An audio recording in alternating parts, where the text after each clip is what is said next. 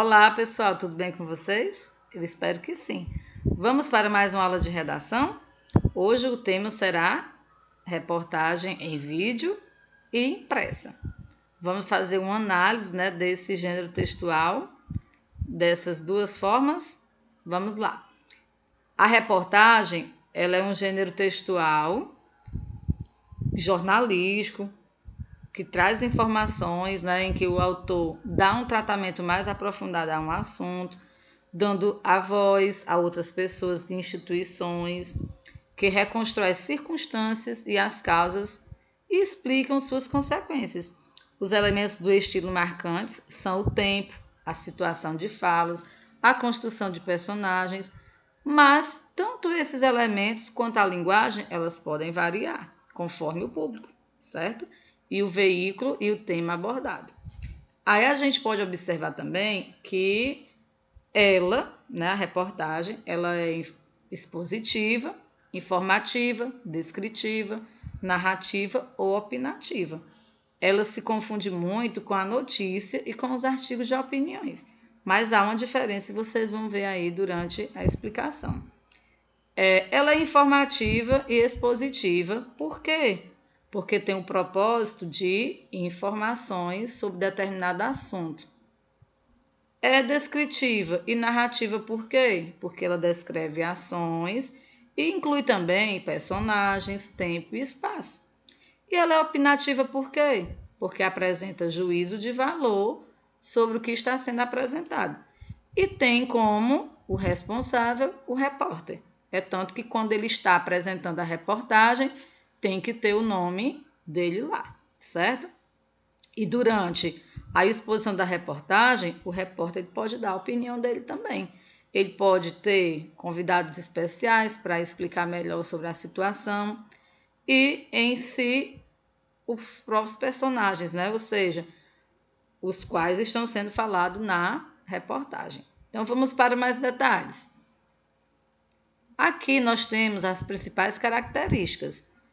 É um texto escrito em primeira pessoa e terceira pessoa do singular, a presença de títulos, o foco em temas sociais, políticos e econômicos, a linguagem ela é simples, clara e dinâmica, o discurso ele pode ser tanto direto como também indireto, há a objetividade e a subjetividade, a pessoa que está apresentando essa reportagem, ela pode dar o seu depoimento, ou seja, dar a sua opinião, também ela pode ficar subjetiva, ou seja, não impessoal, ela não pode se envolver na reportagem. E a linguagem é formal e o texto ele deve ser assinado pelo autor. Por isso que os repórteres, quando eles estão apresentando as suas reportagens, eles vão à busca de todo o conjunto da reportagem para apresentar. E no finalzinho ele vai ter que ser identificado, certo? A estrutura da reportagem, embora apresente uma estrutura similar à da notícia, a reportagem ela é mais ampla, menos rígida quanto à estrutura textual.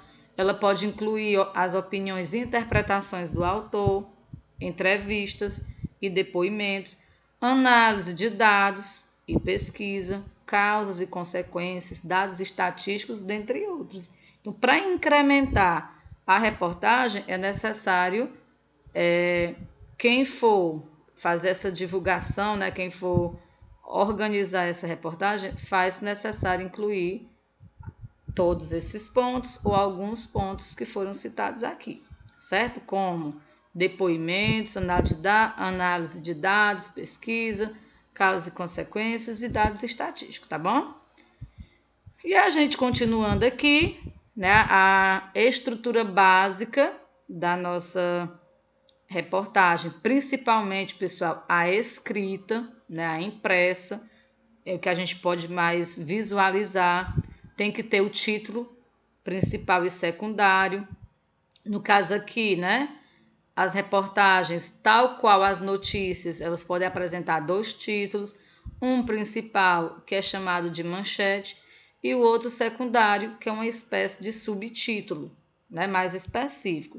Tem a líder, Na linguagem jornalística, a líder corresponde aos primeiros parágrafos nos textos jornalísticos, quer dizer que a repórter ela pega a manchete e o subtítulo e vai montar em linhas gerais aí no primeiro parágrafo, né, fazer a introdução da sua reportagem.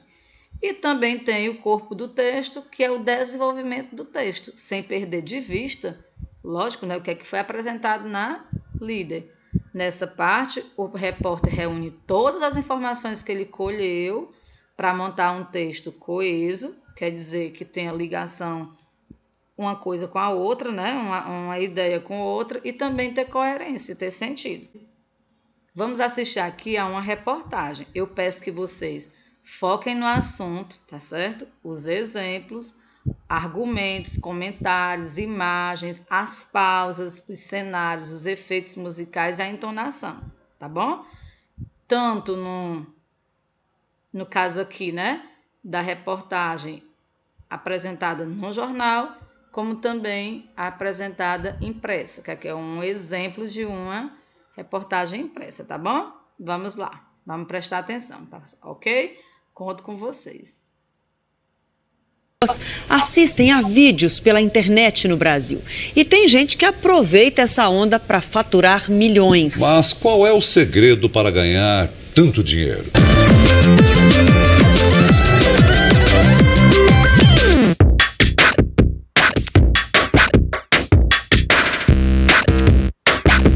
Se você tem mais de 20 anos, provavelmente não conhece este jovem. É Michael Lineker Félix Rodrigues, conhecido como Mike. Mas se for pré-adolescente, Tazercraft. é difícil achar quem não conhece. 6 milhões e meio. Quanto? 6 milhões e meio de seguidores. Qual o segredo? Eu acho que foi um pouco de sorte que a gente começou o canal bem no início mesmo. Mas eu acho que a nossa grande sacada foi quando a gente começou a usar o Minecraft para produzir séries assim animadas, tipo desenho, sabe? Vamos explicar essa história para quem tem mais de 20 anos. Mike e o sócio dele, Peck, que mora no Paraná, criaram o canal em 2011 para exibir vídeos em que aparecem detonando num jogo chamado Minecraft. Sucesso mundial entre crianças e pré-adolescentes. Pode conversar com isso aqui, ó, Antonieta. Mike tem 19 anos e, acreditem, já tem patrimônio de gente grande. Eu nem sabia que dava pra ganhar dinheiro com isso, porque era um passatempo, assim, era um hobby. Até hoje eu acho que é um hobby, assim, sabe? Mas com o dinheiro incluso. As produções se dividem entre games e brincadeiras, tipo estourar bexiga gigante dentro de casa e transformar uma melancia em alvo de armas de brinquedo. Ou seja, agora tudo o que eles fazem é sucesso. 2.000 ingressos vendidos, 2 apresentações no mesmo dia e fila de fãs para tirar uma selfie. Não tenho nem palavras pra descrever a alegria. É sensacional, ele faz todo mundo rir. Não tem um vídeo que você fala ali que não é legal. O cara faz todo mundo rir. O astro da noite tem só 21 anos e mais de 14 milhões de seguidores na internet.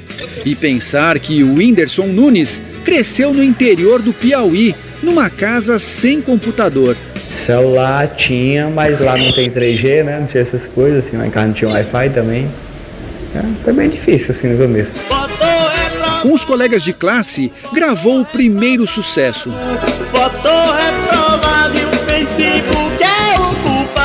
Foi nela que fez a chavezinha, o clique mesmo de isso aqui que a gente tem que fazer, que tá dando certo. Seguiu e aperfeiçoou a receita. No ano passado, a imitação da cantora Adele rendeu 42 milhões de visualizações. Qual é a senha do Wi-Fi? Entre as paródias e o humor cara a cara com o computador, Não, porque o cabelo é feio, tem que cortar. Tem muita gente de cara feia também, ninguém corta o pescoço. É por quê? o Whindersson virou o maior youtuber do Brasil. A estimativa é de que ele fature até R$400 mil por mês. Tem um vídeo com 10 milhões de visualizações, você vai conseguir tirar nele ali seus, vamos dizer, R$5 mil. O problema são os outros vídeos, entendeu? Porque nem sempre você consegue fazer um vídeo que nem aquele de 10 milhões que você fez. Você consegue ganhar dinheiro na internet, agora você tem que saber a fórmula. 85 milhões de brasileiros, quase a metade da população do país, assistem a vídeos na internet. Mas como ganhar dinheiro com um canal? Existem duas formas de faturar. A propaganda direta, quando o próprio produtor do conteúdo negocia com as marcas e cobra quanto quer para exibir o produto nos vídeos. A outra forma é a propaganda indireta. O YouTube vende a publicidade que aparece na tela antes e durante os vídeos e repassa parte do valor ao dono do canal. A partir de 1.000 visualizações, o canal entra na lista comercial e o produtor pode começar a receber. Mas para ganhar dinheiro mesmo, é preciso não de centenas, nem de milhares, e sim de milhões de visualizações. O cara que mais fatura no mundo é este sueco de 27 anos conhecido como PewDiePie. Contrariando os pais, ele largou os estudos e criou o canal em 2010. Faturou 51 milhões de reais este ano. Também os vídeos já foram vistos só esse tanto de vezes aí, 13 bilhões. 13 milhões de inscritos, quase 3 bilhões de visualizações dos vídeos. Um dos maiores canais da internet brasileira. Se tem alguém que entende de rede social e internet, é o astro desse programa, Fábio Porchat.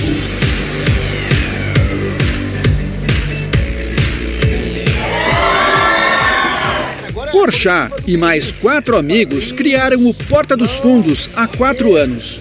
Um canal de humor para o público adulto. No começo foi tudo muito... A gente fazia a arte, a gente fazia o figurino, a gente levava de casa.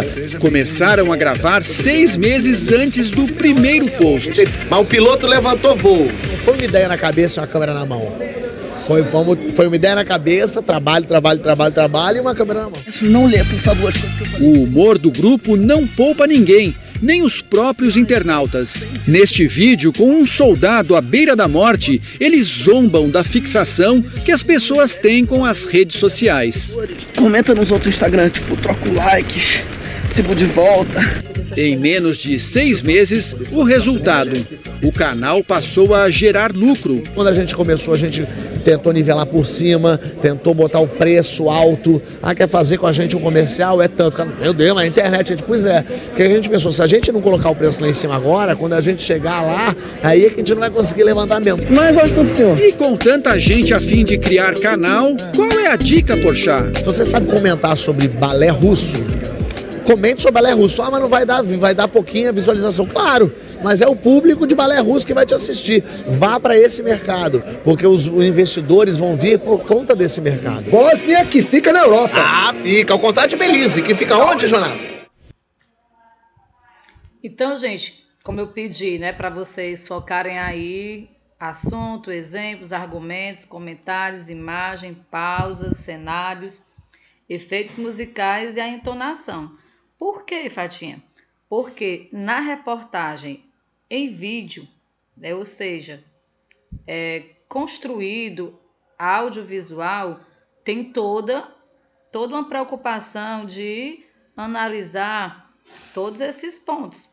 A questão que foi colocada aí, né, para vocês analisarem. Por quê? Porque é necessário. Com o objetivo de quê? De chamar a atenção do telespectador. Uma reportagem sem esses aparatos se torna enfadonha, né? E ninguém quer assistir. E aqui a gente pôde perceber um foco, né? Qual foi o foco da reportagem desse vídeo? Vocês viram que foram apresentados aí 4 youtubers, né? E esses 4 youtubers, eles mostraram aí o quanto eles faturam na internet, né? Começaram do simples e conseguiram atrair aí milhões de pessoas, né?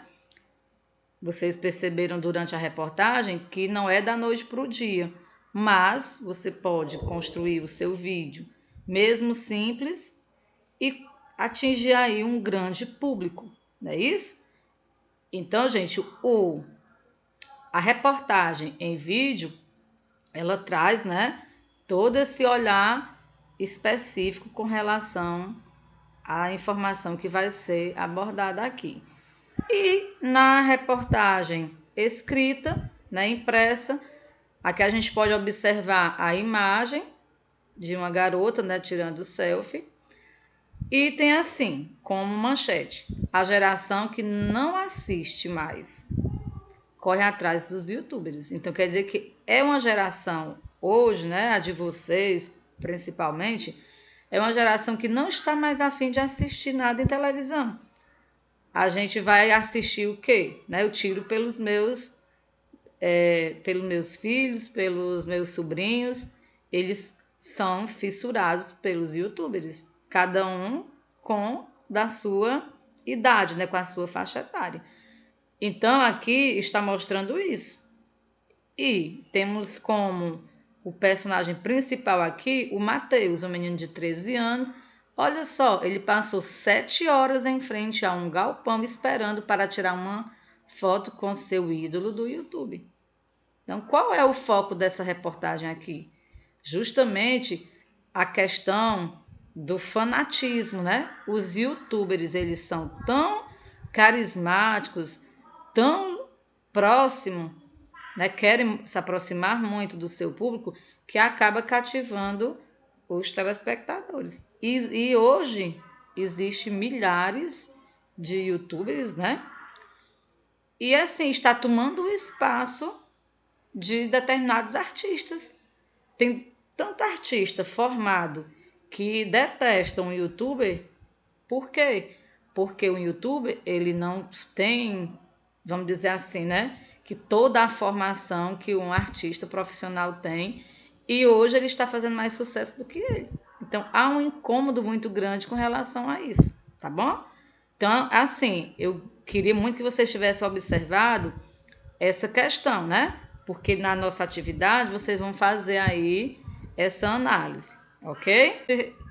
A proposta de atividade está voltada para o vídeo, a reportagem de vídeo, e nessa atividade eu quero muito que vocês observem os recursos verbais e os recursos não verbais. Os recursos verbais são as informações retiradas sobre o que a pessoa que está sendo entrevistada, no caso aqui o Mike, certo? Então, o que é que foi falado sobre o Mike? Apresentação do nome dele, informações do número de seguidores que ele tem, como é que ele explica, né, o jogo do Minecraft, informação sobre o patrimônio que ele adquiriu e informações sobre os tipos de conteúdos produzidos. Já os recursos não verbais são ideias ilustrativas que vai fazer com que o telespectador se prenda à reportagem e assista do início ao fim. Então, foi utilizado como ilustração a pausa entre a fala do repórter, relacionando o entrevistado e o público que o conhece, e a revelação do nome do entrevistado. Houve a nova pausa entre a fala do repórter e a revelação do apelido do entrevistado.